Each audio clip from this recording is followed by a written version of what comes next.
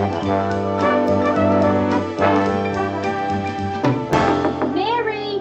Yeah, come on in, Rhoda. Hey, Mare, can you give me a lift to work this morning? My carpool didn't pick me up. Oh, how come? They're sore at me. It finally dawned on them I don't have a car. Yeah, I'd be glad to. Good. Hey, Rhoda, do I look all right to you? Terrific. Really? Oh, yeah. That's some color. Yeah, good. Nice. All right, dress, you are no longer returnable. You are mine, all mine. I never knew anyone to buy a brand new dress for a Wednesday morning. Well, I just want to make an impression on somebody. Really? Yes. Great. Tell me all about him. Well, he's got a terrific sense of humor and a great personality. Hey, that's how people describe me. He can't be too great. What does he look like? He also happens to be very good-looking, slightly gray. Slightly gray. Where? His face? His suit? Around temples. Has he got a name? His name is Paul Arnell. Hey, well, you've met his brother, Howard Arnell. Remember I dated him a couple of times? Oh, that Howard, yes. Yes. But don't worry, Paul is nothing like Howard. I mean, I don't think Paul even owns a tie that lights up in the dark. So how did you meet Paul? I mean, did Howard introduce you to him? No, we're doing a series of interviews with Congressman Styron, and Paul reads his speeches, so we've met a couple of times, and he's coming by the office today, so... Yeah. Has he asked you out or anything? Well, he did once. I couldn't make it. I told him I was doing something. So tell him you've stopped doing it. Hello? Who? Oh, hi, Howard. Howard Arnell? Yeah, I did. I bumped into Paul the other day. Well, I don't remember giving him any message. Oh, unless you mean I told him to be sure and say hi to Howard. And you're just calling to say hi right back.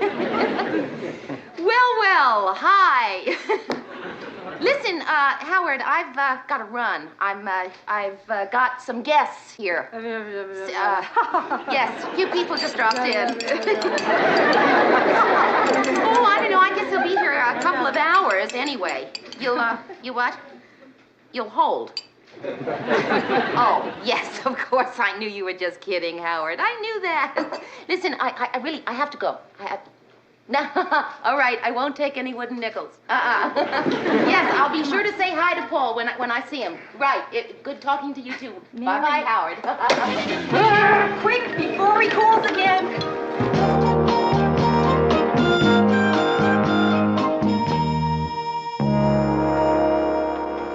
Mary, have you got Congressman Styron's questions for Paul Arnell when he gets here? Right on your desk. Good.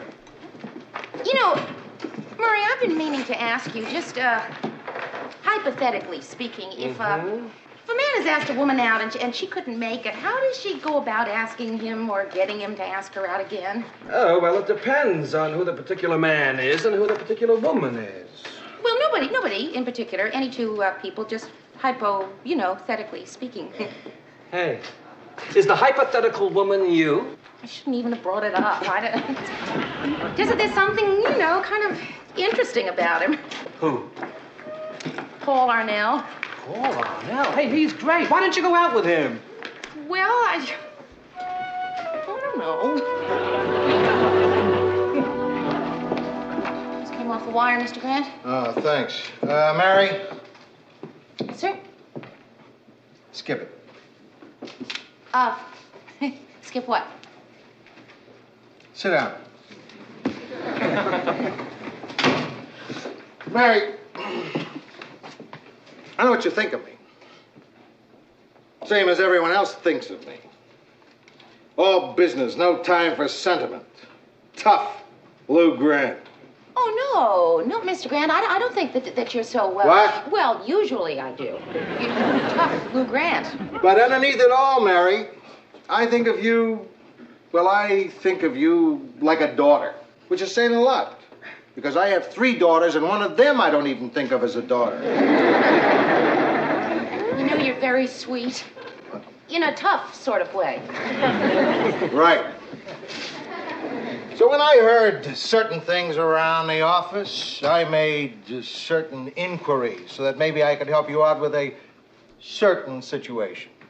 Well, I certainly want to thank you, Mr. Grant, but I don't know what you're talking about. Not what, who. Paul Arnell. What? Fellow makes $13,000 a year, lives here in town. BA from Dartmouth, military, 4 years in the Air Force he served. Mr. Grant, I don't want to hear this. Marital status? Go on. Never been married. Thank you. Murray, you just couldn't wait to go and tell Mr. Grant about Paul Arnell. Oh, hey, it wasn't like that at all. Look, the man asked me a direct question, and I had to answer him. He said who, and I said Paul Arnell. Could you tell me why Mr. Grant would say who? Because he said, guess what guy Mary's interested in? Mary's interested in someone? Who? Don't tell me who it is. Just what are the initials? Oh, Ted. Oh, come on, Mayor. Everyone here knows but me. Mayor, how about you? Come on, what are the initials? All right, all right. The initials are P.A. P.A. As in Paul Arnell. Oh, as in Paul Arnell. It wouldn't be Peter or somebody, would it, Mayor? Okay. Everybody here is acting pretty cute, but let me tell you, if you're still acting pretty cute when he gets here, I mean it, I'm gonna quit. Mary, don't worry. We won't even be here. We'll leave, okay? Okay. Oh, hi, Paul. Hi. Arnell, good to see you. Paul Arnell, P.A. Paul Arnell. No, we gotta go now, Paul. Come I on, guessed Ted. it, didn't I? Didn't I guess it? Hi. Hi, Hank. What's the matter with your eye? Hi. No, it's gonna be all right. It's okay. Did you get something in it? Just a fist. I did. A what? No, nothing. It's, Paul, let me see it. pretty bad, huh? No, it looks pretty good. Oh, really? It's amazing to me how much punishment the human face can take before it breaks. Oh. Do you get any coffee? Yeah, sure, but, Paul, what happened? Oh.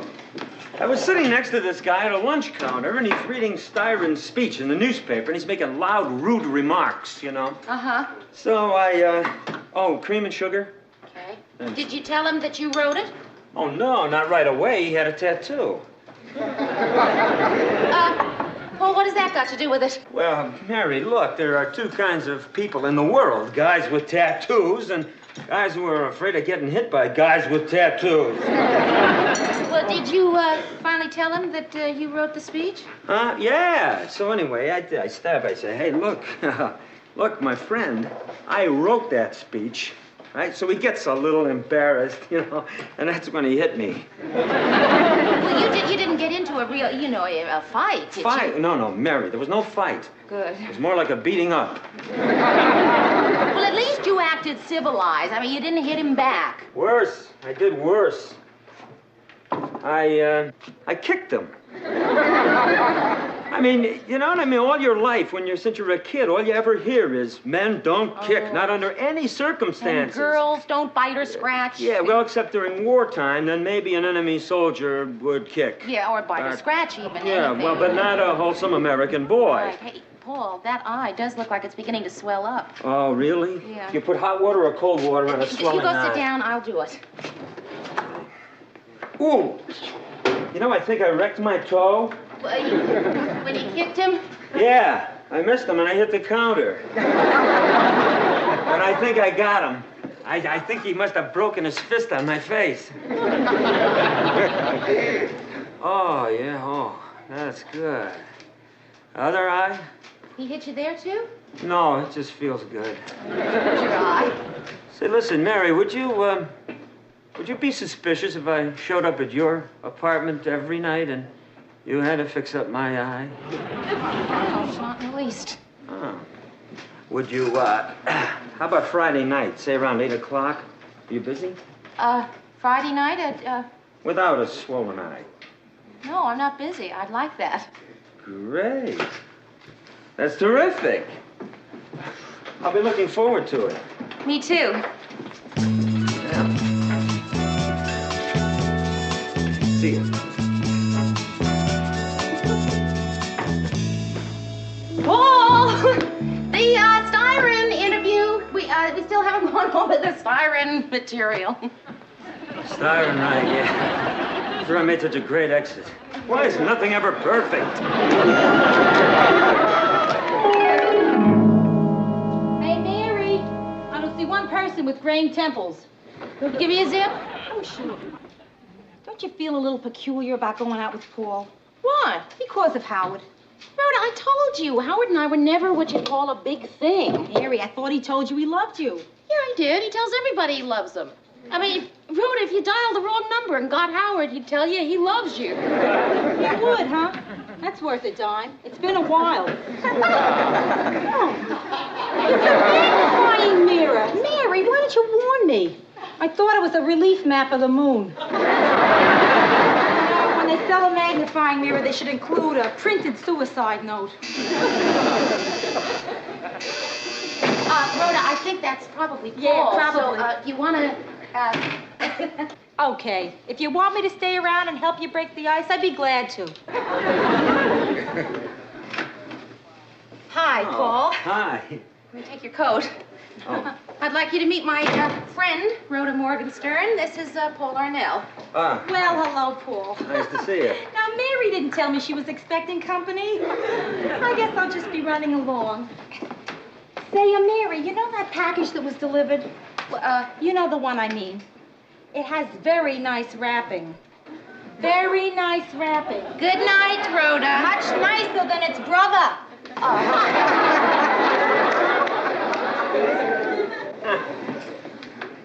Hello. Hello. I was going to bring you something, but I couldn't decide what. What do you mean, like candy? Or gum, I don't know. Something kind of first date-like. Look, I'll tell you the truth, Mary. I hate first dates. Oh, Paul, me too. I hate them. It's So would you like to sit down? There. Sorry. The first date craziness. Right. Sit down. Thanks.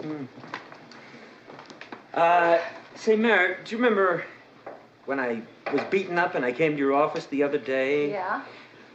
Well, why don't we call that our first date, and then we can call this our second date? Terrific. I Oh. love that idea. Good.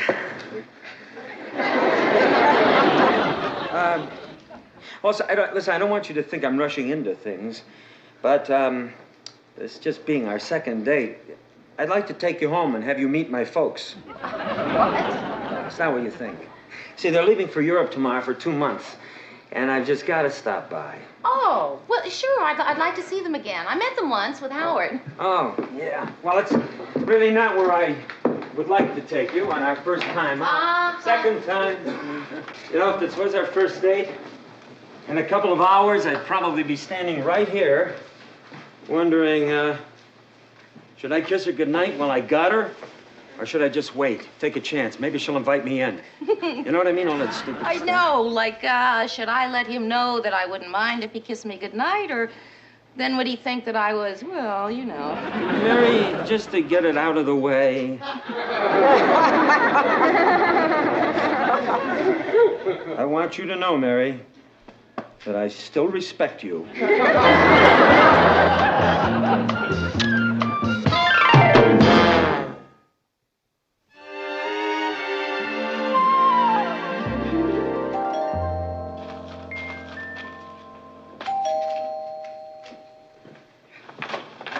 Well, Mother, look who's here. Well, we just stopped by to see if this charming house was for sale. Said you remember Mary Richards. Such a pleasant surprise. Well, Mary, what a coincidence. We were just talking about you the other day. Oh, really? Won't you sit down? Now, before you get settled, I got something to show you in the workshop. Howard's invented a new one. You may not know this, Mary, but our Howard is considered an innovative genius in his field. You know, I've never really been sure what his field was. I mean, I know he has something to do with bow ties that light up. That's it. The under $9 novelty business. Look at the cigarette box. Cigarette smoking may be hazardous to your health. Cigarette smoking may be... That's Howard. Hi. To think. Oh, Mary, you're standing on hallowed ground. Isn't this true, Mom? Right on this exact spot, in May 29th, 1968, Howard Arnell invented reversible socks. Plain on one side, Argyle on the other. Don't feel compelled to comment. A simple gasp will do. Hey, wait up! It's a lovely home. Oh, thank you. Oh, who are all the kids? Oh, They're Howard. Where's Paul? Oh, here. It's not very good of him, but it's quite flattering of the Santa Claus. Would you like some coffee? Yes, thank you. It's black, please. It was a lovely idea of Howard's to have Paul bring you by. Oh, no, it wasn't Howard's idea. It was Paul's. Oh, really? But it sounds so Howard, so considerate. When was the last time you talked with him? With Howard, just a couple of days ago, as a matter of fact. How did he sound? Well, he sounded like Howard. What a lovely thing to say. Let me tell you, Mary, all we hear from our boy 24 hours a day is marry this and marry that. Really? Mm-hmm. His father said to me, when are Howard and Mary going to tie the knot? But I said, well, that's up to Mary. After all, she's Howard's girl. Very funny, Paul. I show him Howard's new musical razor that's already sold over 500 gross. All they can say is very cute, but does it play Melancholy Baby? Come on, Dad. Yeah, so I made a joke. I mean, I think it's great that they're selling. He made a joke. Sure, he made a joke. That's why he wouldn't go in business with me, because the whole thing is one big joke. Ha ha.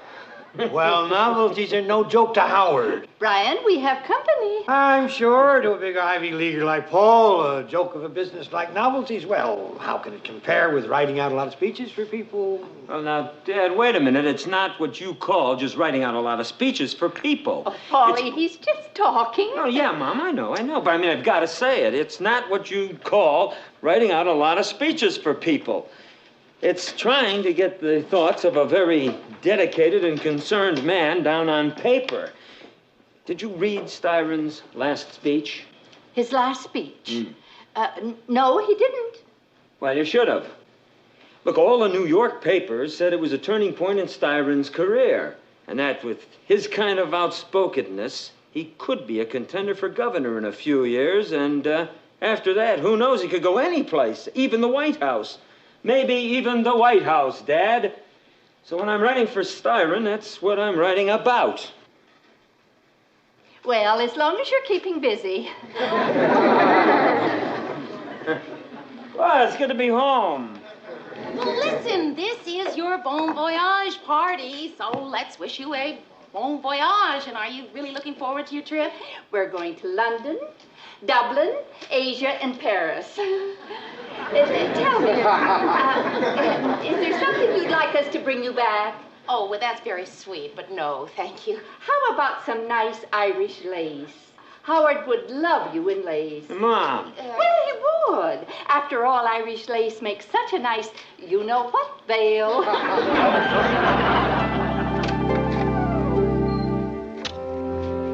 Well, thank you, Paul. I had a really great, time.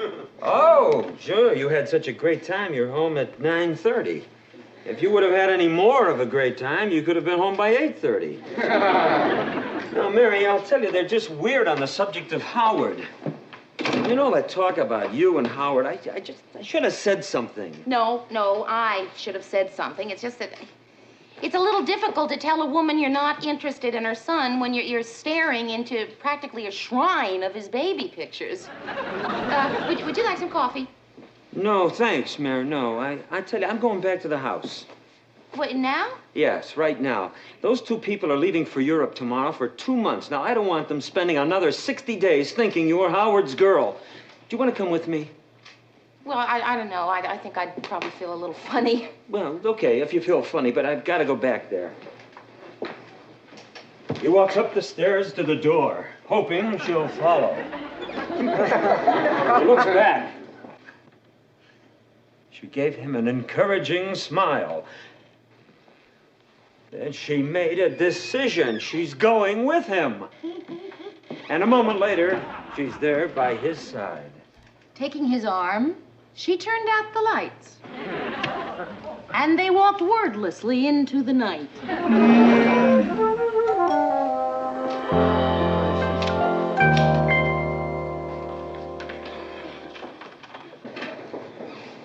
Oh, Mrs. Arnell, we didn't realize that you'd be, No, Mary, come in. We didn't want to disturb you folks. Oh, you're not disturbing us. We were sort of hoping you'd pop back, weren't we, Brian? What do you mean, tonight? I don't know how to start here. Yes, I do. Listen, Mom, Mary is my date. She's not Howard's girl. Does Howard know this? Mrs. Arnell, you know, I went out with Howard exactly 3 times. He asked me out a 4th time, which was about 11 months ago, and I said no. Are you trying to tell me that your plans for the marriage are off? Yeah, I think I could safely say that the plans for the marriage are off. Well, as long as you're here, you may as well sit down. So, Mom, what are you, looking in slides, huh? I don't know. Oh, yeah. Yes, you were. You were looking at slides. Dad, where'd you get all these viewer things? Howard got a deal on him, so he's trying to work him into something musical. Hey, here's a nice shot. That's Dublin. I thought that you two had never been to Europe, Mrs. Arnell. Mr. Arnell, I thought you two had never been to Europe. We haven't. These are places we're going to visit. So we'll recognize them when we get there.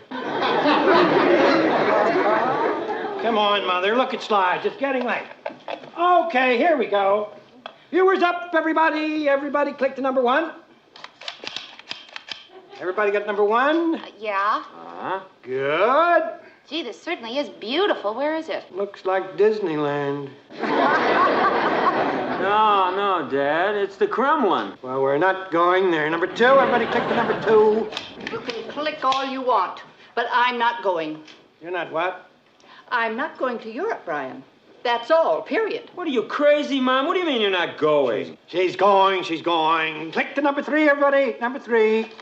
Click, click, click, Brian, but I'm not leaving my 2 sons alone in America with that. Well, I'm just not leaving my 2 sons alone in America. Oh, Mom. Mrs. Arnell. I don't want to discuss it. No, Mrs. Arnell, really. I mean, I don't have any designs on your sons. I mean, Howard and I never did have any kind of relationship, and Paul and I are just on our first date, so, we don't even know how we feel about each other, so go. Wrong. Speak for yourself. I know how I feel about you. I'm crazy about her. 4. Everybody click to number 4. That's a nice clear shot, isn't it? That's Paris. Wait for me, Brian. Let me catch up. All right. Now, this thing here, of course, is your Eiffel Tower. Wouldn't Howard love to see this? I miss him already. Ah, maybe you could take him with you. 7. Everybody, let's click right on to 7. Everybody got number 7? Yep.